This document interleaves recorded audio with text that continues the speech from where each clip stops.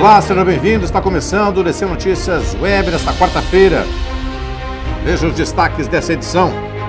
O DC Notícias Web conversa com um norte-americano e fala sobre a ansiedade na disputa presidencial nos Estados Unidos. No Brasil, a Justiça Eleitoral começa a abastecer urnas com os dados dos candidatos. E hoje um bate-papo especial e internacional com um astronauta do ônibus espacial Columbia, de 95. As experiências com o agora professor PhD da Texas Tech University, parceira da UDC. 4 de novembro de 2020, o DC Notícias Web já está no ar.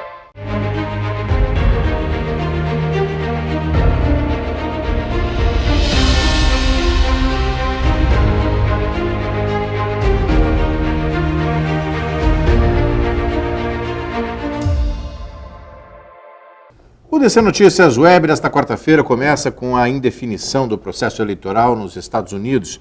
Nós conversamos com um norte-americano virtualmente e nos comentou sobre a ansiedade em definir o próximo presidente. A eleição que vai ditar o rumo dos Estados Unidos começou na terça-feira e pode durar alguns dias. Os eleitores escolheram os integrantes do colégio eleitoral que se reunirão em 14 de dezembro para eleger oficialmente o presidente e o vice-presidente. Os americanos esperam ansiosos para o resultado da votação. O nativo americano Brian Green, morador de Nova York, conversou com a equipe do UDC Notícias e contou como está sendo a expectativa. Joe Biden e Donald Trump seguem com os votos acirrados na busca pelos 270 delegados que definirão o novo presidente do país. E a população mantém a esperança de que, independente de quem seja eleito, faça o melhor para a maior potência econômica do mundo. Aqui no Brasil, a Justiça Eleitoral se prepara para as eleições de 15 de novembro. As urnas eletrônicas já começaram a ser abastecidas com os dados dos candidatos. A Justiça Eleitoral de Foz do Iguaçu está realizando o carregamento de dados nas urnas eleitorais com as informações dos 9 candidatos a prefeito, 9 vices e 367 candidatos a vereador. As urnas, elas estão sendo preparadas com os dados de candidatos e eleitores. Então, ontem foram geradas essas mídias com esses dados de eleitores e candidatos e hoje nós começamos a colocar esses dados nas urnas. Aí elas vão ficar lacradas e aguardando o dia da gente montar as sessões, né? Então elas ficam guardadas, lacradas. Durante esse processo são geradas assinaturas digitais e também resumos. Todos os dados que alimentam a urna eletrônica, assim como os resultados produzidos, são protegidos por essa assinatura. Essas urnas, foi sorteada uma urna, aleatoriamente, para fazer a auditoria. Foi feita essa auditoria hoje pela manhã pelo juiz eleitoral, conferiu se todos os candidatos, né, estão lá, aquela sessão, foi pego aquele caderno de votação, se são aqueles eleitores. Então, é obrigatório e nós fazemos, foi feito hoje de manhã essa auditoria. Depois disso, não é possível alterar os dados de candidatos e eleitores presentes e, consequentemente, não se pode burlar o resultado das eleições. Desde o final da semana passada, a Polícia Rodoviária Federal intensificou a fiscalização nas estradas e agora apresentou os resultados. Durante os 4 dias de operação, com início na sexta, a PRF flagrou acidentes e infrações de trânsito, além de pessoas que foram presas em flagrante. No trecho de Foz do Iguaçu a Santa Teresa do Oeste, 33 pessoas foram surpreendidas realizando ultrapassagem em faixa dupla contínua. Esse tipo de infração é responsável pela maioria dos acidentes do tipo colisão frontal e com grandes chances de extrema gravidade. Foram capturadas 402 imagens de veículos transitando em excesso de velocidade no trecho de São Miguel do Iguaçu. Além disso, a PRF registrou 6 acidentes nessa região. 2 colisões frontais aconteceram no trecho de pista simples, em Matelândia e Céu Azul, o que resultou em 10 pessoas feridas e 1 morta. Também 6 pessoas foram presas em flagrante. A campanha de multivacinação e contra a poliomielite está sendo prorrogada por não ter atingido a meta. Um dos pontos para que as pessoas possam se vacinar está no Catarata JL Shopping. A Secretaria Municipal da Saúde realiza hoje a sábado uma nova estratégia para a imunização de crianças e adolescentes. Essa é uma parceria junto da Diretoria de Vigilância Epidemiológica e Programa de Imunização de Foz do Iguaçu. Ao longo dos 4 dias, vacinas da poliomielite oral e meningite estarão disponíveis para aplicação no Catarata JL Shopping, das 2 horas da tarde às 8 horas da noite. O objetivo principal da ação é aumentar a cobertura da campanha de multivacinação prorrogada na última semana. Um levantamento mostra que apenas 22.379 doses foram aplicadas até agora, uma das mais baixas coberturas registradas nos últimos anos. Somente contra a pólio, 7.432 doses foram aplicadas, o que totaliza uma cobertura de pouco mais de 46,5% do público desejado. A meta é chegar a uma cobertura de 95% de crianças com a pólio, além da meningite para os adolescentes. A meta, com cerca de 7.000 adolescentes para essa vacinação, é apontada como muito importante. Por isso, além das unidades de saúde, a ação também acontecerá no shopping durante essa semana. Uma experiência inigualável. O DC Notícias Web conversou com o astronauta Alsaco Júnior do ônibus espacial Columbia de 95. Hoje, ele é reitor da Faculdade de Engenharia da Texas Tech University, parceira internacional da UDC.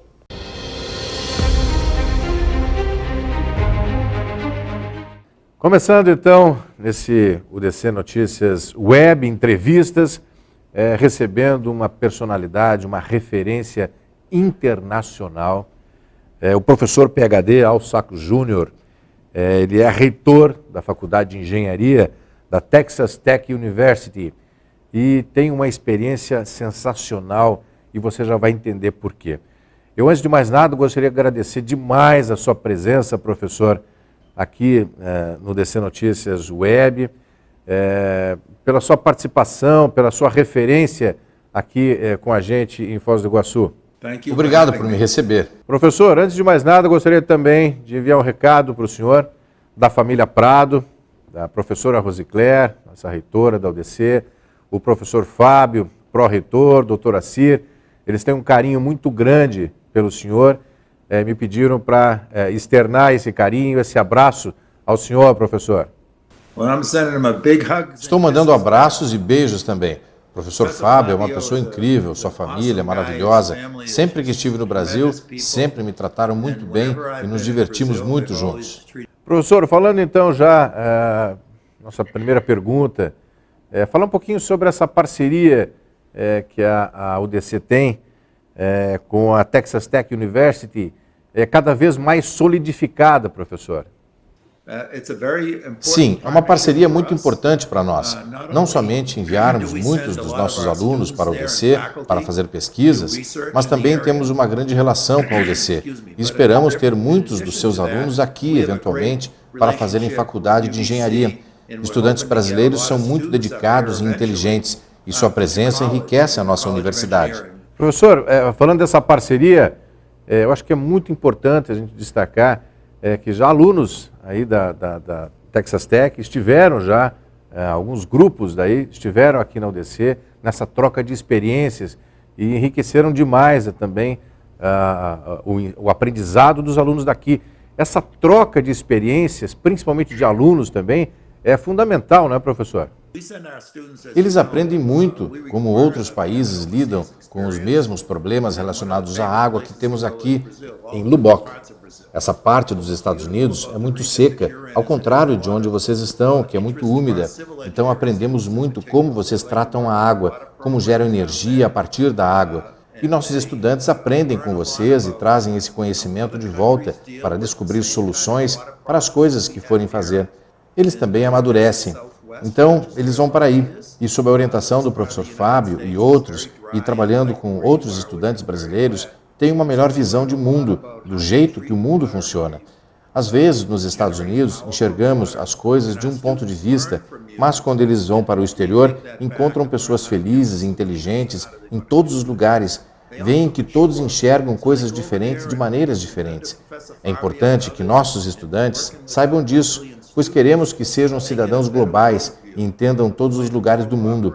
Com certeza, o Brasil é um lugar maravilhoso de se estar, um país muito grande, assim como o Texas é um estado muito grande nos Estados Unidos, o maior estado, e o Brasil é o maior país da América do Sul. E os estudantes adoram, pois viajaram para muitos lugares quando estão aí. É uma experiência incrível para eles. Tornam-se mais maduros, formam-se no tempo certo e muitos aprendem a falar português. Você ficaria surpreso em ver quantos aprendem a falar português fluentemente. Eles amam, é uma excelente experiência.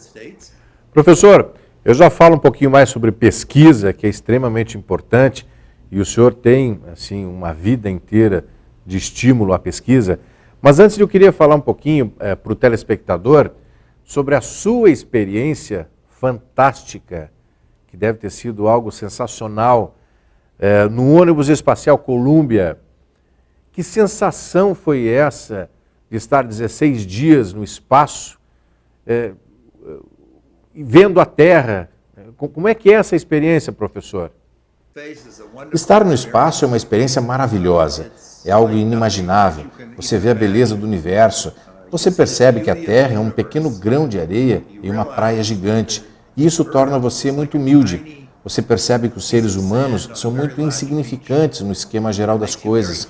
Você vê a beleza do cosmos, da criação de Deus. É incrível. Você olha para a Terra e percebe que somos todos relacionados. É o que os hindus chamam de cobertor de vida. Todos os seres vivos estão interrelacionados. É muito bonito. E também é divertido flutuar como uma folha ao vento. Você pode fazer ciência em órbita de uma maneira que não pode fazer na Terra. É uma experiência incrível e gostaria que todos pudessem estar em órbita por pelo menos algumas horas. Mudaria completamente sua maneira de ver o mundo. É uma experiência muito, muito, muito transformadora. E fui muito abençoado por poder fazer isso.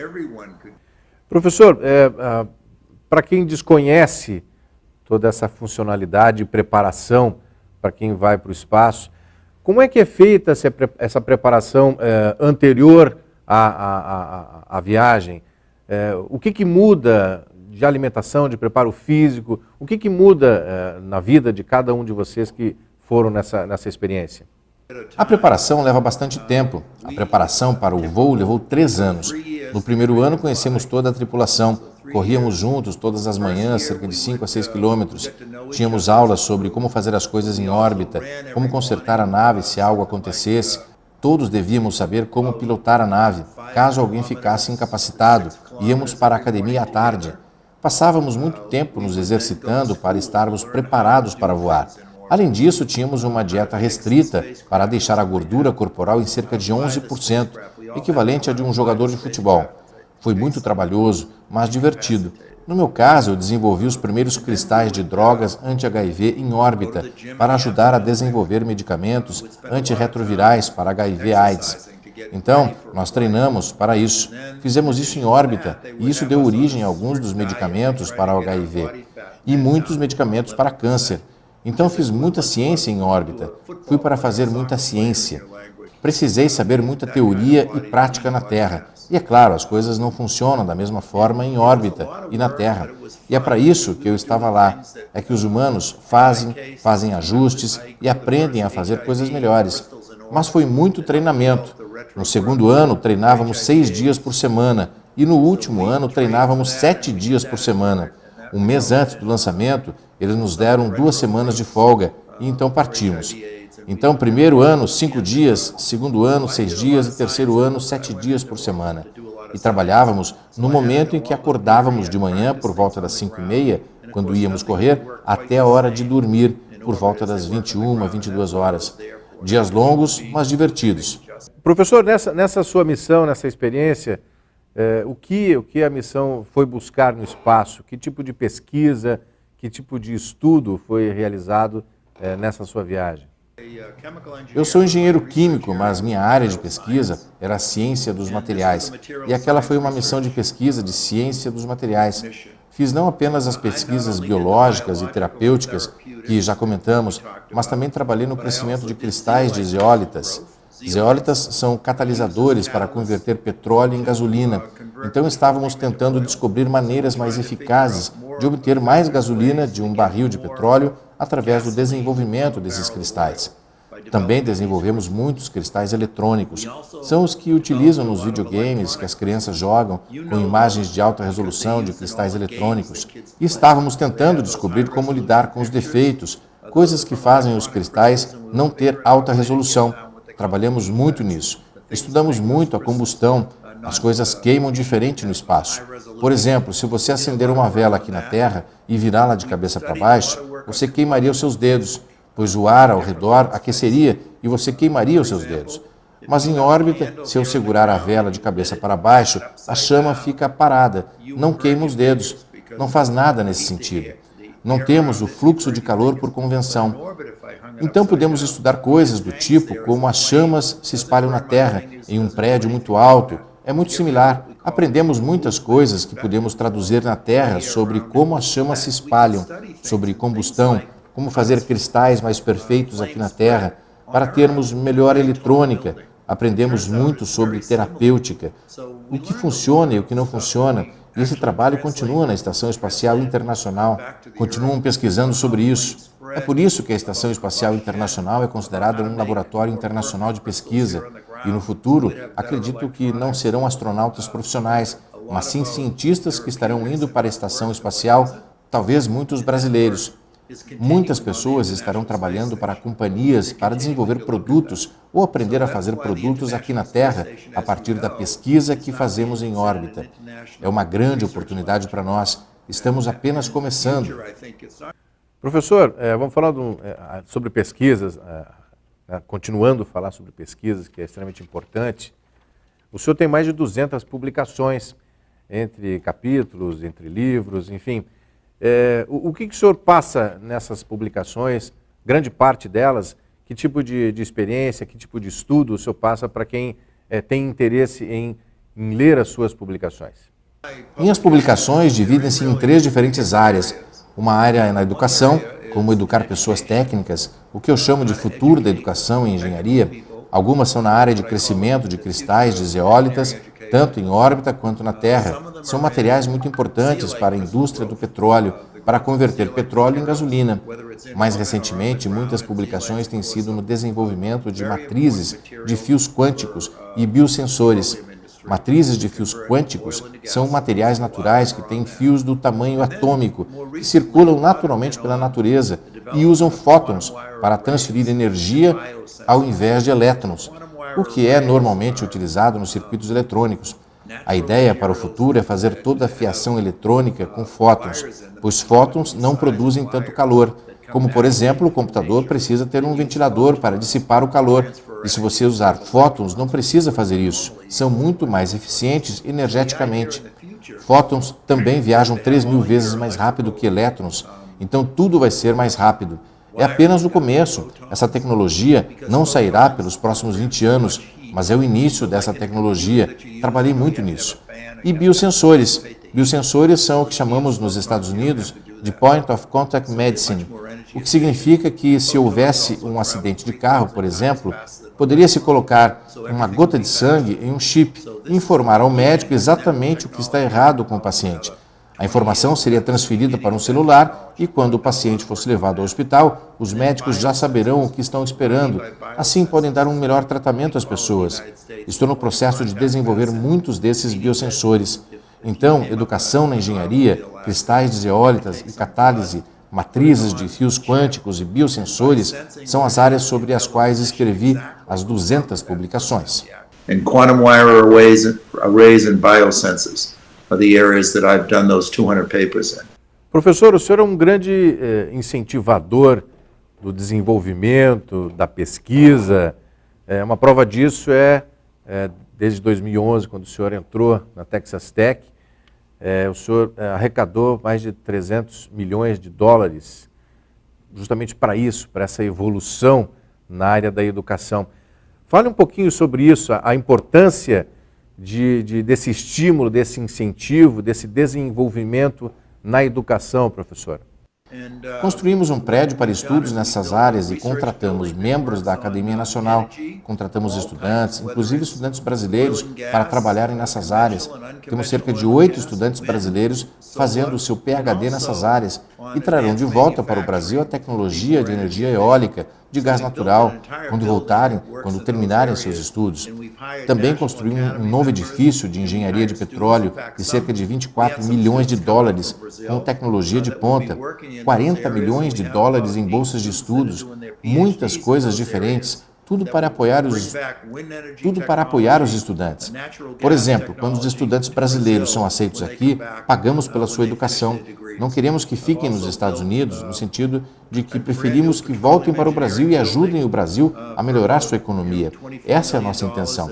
Então temos 8 ou 9 estudantes brasileiros de PhD aqui, de todas as partes do Brasil, fazendo suas pesquisas aqui em uma grande variedade de áreas diferentes.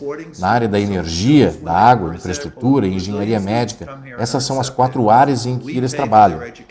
Professor, com tantas experiências, eu queria saber como foi a sua experiência aqui no Brasil, aqui em Foz do Iguaçu, conversando com alunos, enfim, trocando essa experiência também, mas aqui na UDC, professor? É uma região muito bonita do Brasil. As cataratas são lindas. Eu passei de helicóptero com o professor Fábio, nos divertimos muito. Em relação à comida, não há nada parecido com o churrasco brasileiro. Quando vou para aí, eu como demais. As bebidas são muito boas também. Me diverti muito. A sensação de estar em um restaurante brasileiro com pessoas que claramente adoram sorrir, adoram dar risada, comer e beber. Gostei de dançar. É um país maravilhoso e foi uma experiência maravilhosa. Os brasileiros são pessoas bonitas, são simpáticos, extrovertidos, acolhedores. Eles tentaram falar inglês, eu tentei falar um pouco de português. Acabávamos voltando para o inglês, pois o meu português é muito ruim. Mas enfim, muita diversão. Amo a comida, amo as pessoas. Em todos os lugares do mundo há pessoas incríveis. São as pessoas que fazem o país. Vocês vivem em um país lindo, um dos mais bonitos do mundo. Mas se não tivessem essas pessoas incríveis, não significaria tanto. Posso olhar para uma foto e ver isso. As pessoas que dão vida, aquele sentimento especial quando você visita um lugar. Adoro ir ao Brasil, mas posso esperar a pandemia acabar para voltar para aí. Os estudantes também estão perguntando quando podemos ir, quando podemos ir. O problema é que não sabemos quando poderão ir. Os Estados Unidos estão tendo um grande problema com a Covid, assim como o Brasil. Estamos todos sofrendo com isso, mas vamos superar e celebrar juntos no Brasil. A sua região em particular é linda, as cataratas são incríveis. Professor, como é que o senhor vê essa continuidade dessa parceria cada vez mais sólida entre a UDC e a Texas Tech University? Sim, tenho certeza que a parceria se tornará cada vez mais forte. É uma das nossas principais localizações para enviar estudantes. Estamos trabalhando com a UDC e outros lugares para trazer estudantes para cá, para fazer faculdade e mestrado. Então espero que a parceria cresça substancialmente nos próximos anos e desenvolver mais conexões, não somente o Departamento de Engenharia Civil e as atividades com água, usinas e barragens, mas envolver mais pessoal de engenharia elétrica. Muitos dos nossos estudantes querem ir para aí, então é questão de esperar o fim da pandemia para que as pessoas possam viajar de novo. Professor, mais uma pergunta. Com essa pandemia toda no mundo, o espaço é hoje um bom lugar para estar, professor? O espaço seria um lugar muito bom para estar. Não é preciso se preocupar com o vírus no espaço. O espaço é um lugar maravilhoso de se estar. As pessoas não percebem o quão bonito é. A sua região é bonita, o espaço é 1 milhão de vezes mais bonito. As estrelas, você não vê as cores quando está na Terra, mas quando está em órbita, você vê os vermelhos, verdes e amarelos das estrelas. Parece uma estrada onde se pode caminhar. Flutuar naquele ambiente, o corpo se ajusta muito rapidamente e é muito confortável, muito bom. E é claro, não há doença lá, não precisamos nos preocupar. O vírus não sobreviveria nesse ambiente. Seria um bom lugar de estar. Muita gente me pergunta muita coisa, pois todo mundo está em quarentena. No espaço é como se você estivesse em uma quarentena. Então respondo o que costumávamos fazer. Quando tínhamos tempo livre, olhávamos pela janela. Mesmo quando você está em quarentena na Terra, olhe pela janela e veja o lindo cenário ao seu redor, os pássaros, os insetos, as flores, e perceba a beleza da região em que você vive. Muitas vezes você nem percebe. Agora é o momento de olhar pela janela e perceber que você vive em um lugar muito bonito. Você apreciará muito mais. Professor, eu gostaria de agradecer muito a sua participação no DC Notícias Web. Mais uma vez, reiterar o carinho da família Prado, do professor Fábio, da professora Rosicléia, doutora Cir, e a honra de conversar com o senhor virtualmente nesse momento aqui no DC Notícias. Muito obrigado, professor. Muito obrigado. Por favor, diga ao professor Fábio e à sua família que sinto saudades, que estão em meus pensamentos e orações o tempo todo. E digo a todos que estão no Brasil, fiquem seguros, fiquem saudáveis, usem máscara, façam um distanciamento social, tudo o que precisam fazer para manterem um ao outro seguros, para que eu possa ir aí e comer um bom churrasco brasileiro.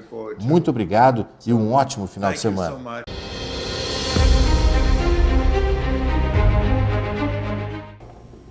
E deve ser uma experiência sensacional estar no espaço, olhando a Terra. É algo fascinante. Conhecimento totalmente e experiências, né, Luciano Vilela? Muita pesquisa, muito estudo, muita pesquisa. Enfim, Notícias Web desta quarta fica por aqui. Nós voltamos amanhã. Você pode rever essas e outras reportagens em nossas redes sociais oficiais. Obrigada pela sua companhia e até lá. Até lá.